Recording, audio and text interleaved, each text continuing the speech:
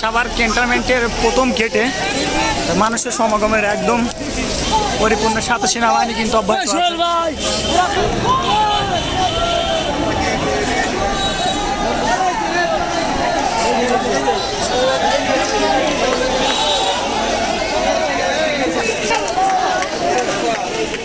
আসতে ভালো লাগতেছে না আপনাদের?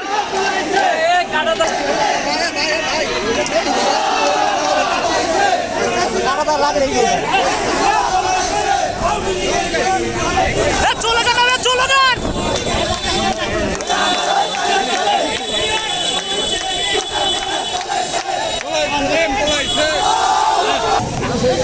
সেনাবাহিনীরা এখন কিন্তু তাদের কার্যক্রম কিন্তু অব্যাহত আছে। দেখেন ওনাদের শান্তি শৃঙ্খলা বজায় রেখে কিন্তু প্রত্যেকটা এখানে আন্দোলনকারীদের সাথে আছে, আর সবাই মানে একদম উৎফুল্ল অবস্থায় আছে।